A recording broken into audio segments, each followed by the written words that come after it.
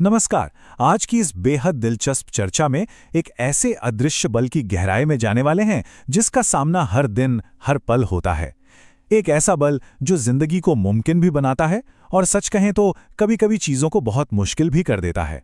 ये बल इतना आम है कि अक्सर इस पर ध्यान ही नहीं जाता, लेकिन जरा सोचिए, इसके बिना दुनिया की कोई भी गतिविधि वैसी नहीं होती जैसी आज नजर आती है। तो बिना किसी देरी के चलिए रोजमर्रा के इस रहस्य को सुलझाते हैं और विज्ञान की इस शानदार यात्रा को शुरू करते हैं। ठीक है, तो चलिए इसमें गहराई से उतरते हैं। सड़क पर चलते हुए केले के छिलके पर पैर पड़ते ही कोई भी व्यक्ति अचानक से क्यों फिसल जाता है ना? बड़ा ही रोचक सवाल। जमीन पर बिल्कुल आराम से पूरे कंट्रोल के साथ चलते हुए अचानक ऐसा क्या बदल जाता है कि बैलेंस पूरी तरह से बिगड़ जाता है और इंसान धड़ाम से गिर पड़ता है। देखिए, ये सिर्फ कोई बुरी किस्मत या कोई आम सी दुर्घटना नहीं है। इसके पीछे एक बहुत ही महत्वपूर्ण और बुनियादी वैज्ञानिक कारण काम कर रहा है, जो हर कदम पर मौजूद रहता है। और बस यहीं से पर्दा उठता है हमारे आज के रहस्य से। उस अदृश्य और हर जगह मौजूद बल को कहते हैं घर्षण। सरल भाषा में कहें तो यह वह शक्ति है जो हमेशा संपर्क में आने वाली दो सतहों के बीच की गति का रोध करती है। जरा सोचकर देखिए, फर्श पर लुढ़कती हुई एक गेंद कुछ दूरी तय करने के बाद अपने आप ही धीमी होकर क्यों रुक जाती है? भले ही बाहर से उस पर कोई ब्रेक ना लगाया गया हो, फिर भी घर्षण के कारण वह आखिर में रुक ही जाती है। गति को ऐसे थाम लेने वाला प्रकृति का यह नियम सचमुच बेहद अद्भुत है, जो बिना थके अपना काम करता रहता है।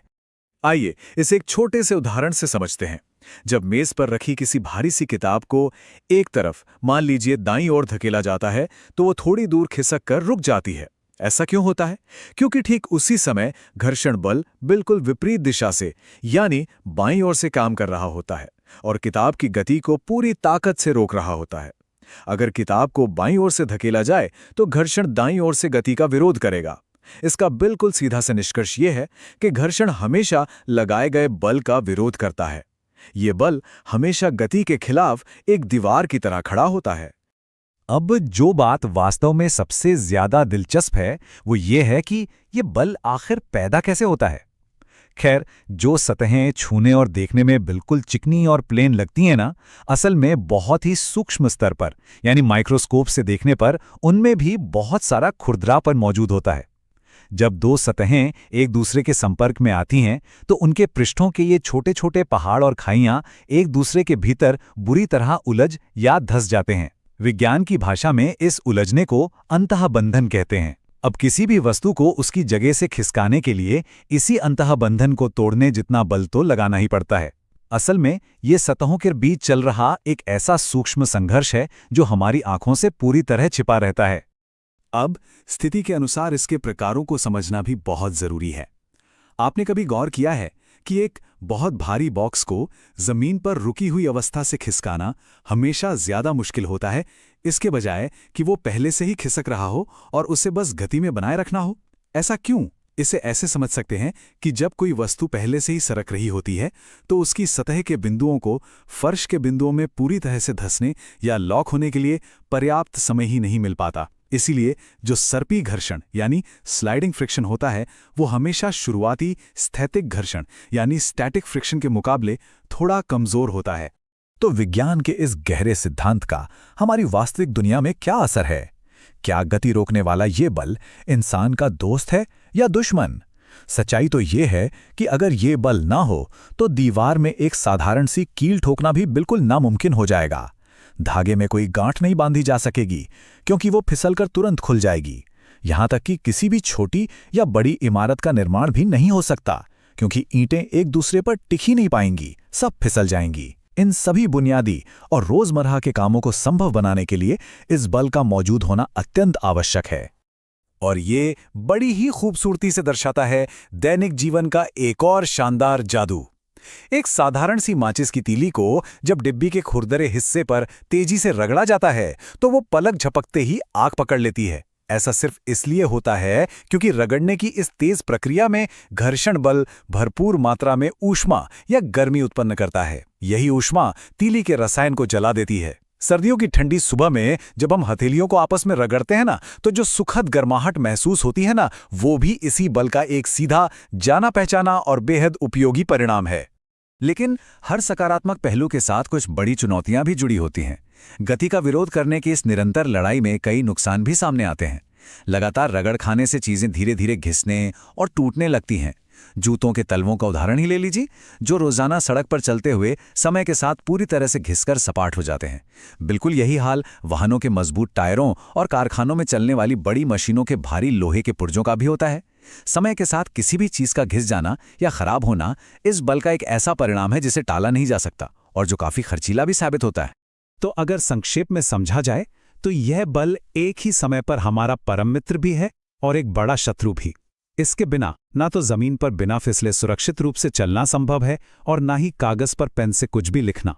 लेकिन दूसरी तरफ यही मशीनों में भयंकर टूट-फूट का कारण भी बनता है और बहुत सारी उपयोगी ऊर्जा को ऊष्मा के रूप में हवा में बर्बाद कर देता है। एक ऐसी दुनिया की कल्पना करना भी अजीब लगता है जहां ये बल बिल्कुल ना हो। सोचिए, वहां कोई भी गतिमान वस्तु कभी रुकेगी ही नहीं और कोई भी रुकी हुई वस्तु कभी अपनी जगह से हिल नहीं पाएगी। सब कुछ अस्त-व्यस्त हो जाएगा। और ऊर्जा के इसी नुकसान और मशीनों की टूट-फूट की समस्या को सुलझाने के लिए मानव बुद्धि का सबसे शानदार और क्रांतिकारी आविष्कार सामने आता है, पहिया। जब कोई गोल वस्तु किसी दूसरी वस्तु की सतह पर लुढ़कती है तो उस गति के प्रतिरोध को लोटेनिक घर्षण कहते हैं। यह सर्पी घर्षण की तुलना में बहुत ही कम होता है, क्योंकि लुढ़कने से सतहों का अंतःबंधन लगभग न के बराबर रह जाता है। यही कारण है कि भारी भरकम सूटकेस या भारी मशीनों में छोटे छोटे रोलर लगे होने पर उन्हें आसानी से कहीं भी खींचना बेहद सरल हो जाता है। पहिए ने घर्षण की इस बड़ी रुकावट को कम करके पूरी दुनिया की गति को सचमुच बदल कर रख दिया है। हालांकि गति का ये प्रतिरोध केवल ठोस सतहों या जमीन तक ही सीमित नहीं है। वायु और जल, जो देखने में बिल्कुल खाली, पारदर्शी और बिना किसी रुकावट वाले लगते हैं, वे भी अपने भीतर से गुजरने वाली वस्तुओं पर बहुत भारी प्रतिरोध लगाते हैं। पानी के भीतर चलने पर जो एक भारीपन महसूस होता है वो इसी का परिणाम है।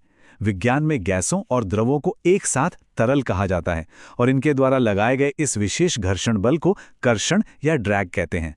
पानी में तैरती एक छोटी सी नाव हो या हवा को चीरते हुए उड़ती कोई भी वस्तु, सबको इस तरल अवरोध से हर सेकंड लड़कर अपनी बहुमूल्य ऊर्जा खर्च करनी ही पड़ती है। और यहाँ सबसे ज्यादा आश्चर्य की बात तो ये है कि प्रकृति ने इस तरल अवरोध का बेहतरीन समाधान लाखों साल पहले ही निकाल लिया था। हवा के भारी प्रतिरोध में उड़ने वाले पक्षी और पानी के घने दबाव में तैरने वाली मछलियां, दोनों का ही शरीर एक बहुत ही खास तरीके से विकसित हुआ है, जिसे आगे से नुकीला और पीछे से पतला यानी धारारेखीय आकार कहते हैं। ये प्राकृतिक बनावट तरल घर्षण को लगभग जादुई तरीके से कम कर देती है। ये देखना कितना अद्भुत है कि आज की उन्नत मानव इंजीनियरिंग ने भी हवाई जहाज, पनडुब्बियां और तेज रफ्तार बुलेट ट्रेन बनाने के लिए सीधे तौर पर प्रकृति के इसी शानदार ब्लूप्रिंट की नकल की है। इस पूरे गहरे विश्लेषण से जो मूल बातें निकल कर आती हैं, वे इस रोजमर्रा की दुनिया को देखने का नजरिया पूरी तरह बदल कर रख देती हैं। यह बिल्कुल स्पष्ट है कि घर्षण वह बल है जो हर प्रकार की गति का डटकर विरोध करता है और यह सतहों के एकदम सूक्ष्म, न देखने वाले उलझाव से पैदा होता है। इसे स्थैतिक, सर्पी और लोटनिक जैसी विभिन्न श्रेणियों में आसानी से बांटा जा सकता है, जहां प्रत्येक का अपना अलग प्रभाव होता है। सबसे बड़ी और चौंकाने वाली बात यह है कि इसी एक साधारण से प्रतीत होने वाले बल ने न सिर्फ आधुनिक इंजीनियरिंग के डिजाइन तय किए हैं, बल्कि धरती पर मौजूद जीवों के क्रमिक विकास को भी एक निश्चित आकार दिया है। तो इस पूरी चर्चा का सबसे महत्वपूर्ण बिंदु ये है कि इस विशाल विज्ञान का पूरा सार एक छोटी सी दिलचस्प पहेली में छिपा है। स्रोत सामग्री में दी गई इस रहस्यमयी पंक्ति पर जरा गौर फरमाइए। मैं गति का विरोध करता हूं, यद्यपि मैं गति को संभव बनाता हूं। बताइए मैं कौन हूं? बिल्कुल सही, ये घर्षण ही तो है, जिसके बिना एक कदम चलने या जीवन की कल्पना तक नहीं की जा सकती। फिर भी ये हर बढ़ते कदम पर रास्ता रोकता है। प्रकृति की इस अदृश्य शक्ति के बारे में गहराई से सोचना और अपने आसपास की दुनिया में इसके प्रभावों को रोजाना महसूस करना वास्तव में एक बेहद ज्ञानवर्धक और कभी न भूलने वाला अनुभव है।